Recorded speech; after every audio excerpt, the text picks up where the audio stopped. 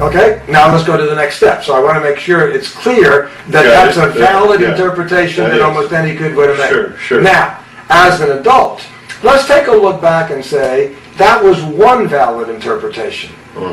Today, let's take a look. What else could the same events possibly mean other than that? It could mean that. So interpretation number one is, I'm not important. What's interpretation number two? It doesn't matter at all. They're just busy. They're just busy. So it's got nothing to do with me. I could be the most important or the least important kid in the world, and just given all the things that they've got going on, their lack of attention has to do with their life, not me. That could explain their behavior too, couldn't it? Okay, good. That's two. Let's go for three. Let's get two or three more. Okay. That explains their behavior at that point in time? Yeah. The way they treated you, yeah. They were handling their own stress in their own way. And they were actually doing me a favor by not paying attention to me, because if they did, they probably would have vented in some way. Okay, so it was a protective thing. Okay. Protective behavior on their part. Let's say with that. Yeah. Go with that. And that's fine. And logically, we're not saying which is the truth. There's another possibility. Yeah. One possibility is I wasn't important to my parents. Doesn't mean I'm not an important person. Maybe it just wasn't important. They had other things for them that were more important. That doesn't mean I'm not an important person. So it's still another interpretation. Okay. Or maybe just, kids are sometimes and to an adult. No kid's important. I mean, when you're growing. So maybe I'm not important now as a kid, but doesn't mean I won't be important when I grow up and have more to contribute. We can do this for the rest of the morning. Can you see that what you concluded was a valid interpretation? But there's lots of others what you just thinking of as a child. Right. So notice what you've been living with as the truth for 50 years isn't the truth, but it is a truth. It is one of many logical truths. Make sense? Yes. Okay, good. You're doing fine now. Okay. Now here's the next step. Eyes open or closed, whatever works best for you. Go back and be a kid and get a sense of, if one incident comes into your mind, that's fine.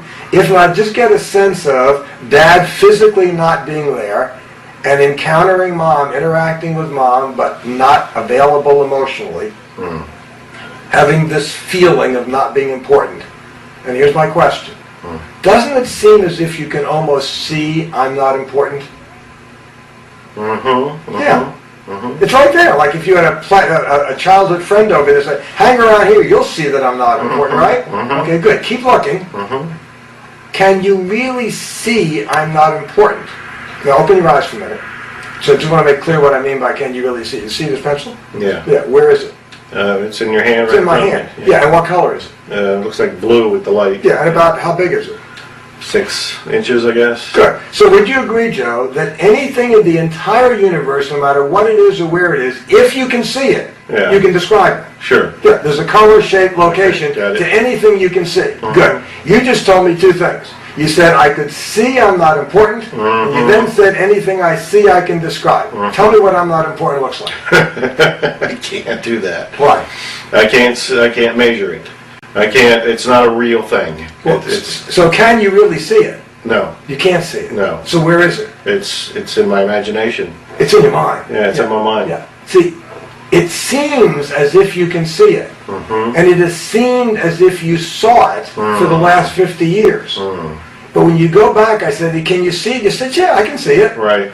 But when you really look, you realize it's not out there. It's in your mind. So I'm going to sort of digress for a second just to make the point. Why do beliefs get stuck? And is it so hard for most people to get rid of beliefs? Because you think you saw it. And wait a minute, you should pause on that. That's good. That's good. How do you know reality? Why do you say that again? What? How do we know reality? Because I say, what do you mean you don't agree with me? Can't you see I'm right? We see reality, so if we see it, it's got to be true. We form a belief by giving meaning to an event, and then thinking the meaning is in the event. Wow. You didn't discover I'm not important. You attributed I'm not important to the event. That is good. That is, wow, that is a breakthrough insight. Very good. That's true wisdom. Thank you. Mm-hmm. But so you've lived with, so you could say, well, of course I'm important. Look at my accomplishments. Look at my achievements. I know it doesn't make sense, but deep down there's still that little feeling. Why? Because you think you saw I'm not important hundreds of times.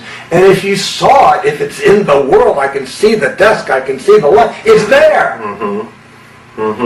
So the main thing, there's more to do, but the main thing for visual people to get rid of a belief is to have them look and say, yes, I can see it, it is true.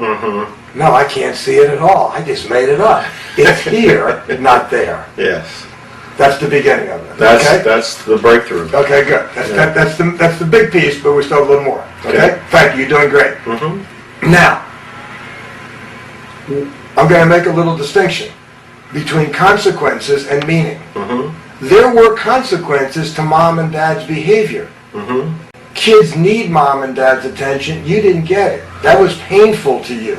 So there were consequences. But now here's my question.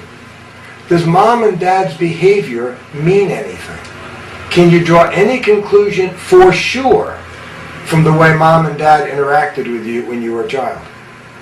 Not for sure, no. You don't know anything for sure? No. And even more particularly as a child who, doesn't know anything. See, I want to write a book on Joe Vitale. And I want to write his biography, and I want to write who this guy is and for real. Now, the only thing I know so far is that dad wasn't around much when you were a kid, and mom wasn't around emotionally. Do I know anything at all about you? Not that you can, no. No, do I know anything about you? No. No, I know that happened, but I can't draw any conclusion for sure. I don't know anything about who you are as a human being. So you can't draw any conclusion. So there's no meaning in the events. The events are meaningless. So what happens is we take a look at meaningless events, we give them a meaning, and we then think the meaning is in the event. Every time I saw dad not home, I saw I wasn't important. Every time I saw mom's face and I saw that she was thinking about something else or not there, I saw I wasn't important. That's where your belief came from. Right. And you can't get rid of it because you think you saw it so many times. And when you go back and realize mom and dad's behavior have no meaning. The only place the meaning was up here. Okay? Good. Now let's go a little bit further. In addition to concluding, maybe in some unconscious way you weren't aware, but in addition to saying, it means I'm not important and I can see it, didn't you feel as if I'm not important when you couldn't get mom and dad's attention? Yeah, you felt it too. Sure. So it seemed as if mom and dad's behavior were causing you to feel I'm not important. Well, again, I got a problem. You just said mom and dad's behavior have no meaning. Is it possible for meaningless events to make you feel I'm not important or anything else? Only if I've given it meaning. That's right. So the only place is the meaning came not from there. So in other words, meaningless events can't make you feel anything. So if you're having a feeling, it seems as if when mom and dad acted the way they did, they made me feel I'm not important. But wait a minute, they didn't make me feel I'm not important. I had to give their behavior a meaning first. So let's play a little game again. Okay. Go back and be a little kid and use one of those other interpretations. We had several interpretations. One is they had stuff going on and they were busy, had nothing to do with me. Another, they were acting out of their own beliefs and their behavior had nothing to do with me. Another one, maybe I wasn't important as a kid, it doesn't mean anything about me inherently forever. Any one of those, which one do you want to pick? Just pick one of the other possible interpretations. They were just busy and nothing to do with me. Good. So go back, be a little kid, and imagine whatever you can, as specific as you can, one event, and notice dad not there, mom doing what she's doing or not doing. And as it occurs, give it that meaning. Say, oh, here's what's going on, and then tell me what you feel. I feel fine. They're just busy. I don't take it personally. Good. Yeah. Say I'm not important. I'm not important. How does it feel? There's just words. Yeah, just words. Yeah, nothing there. Yeah, not you, is it? No, not at all. You just eliminated a belief. All right. What a fascinating process. Yes.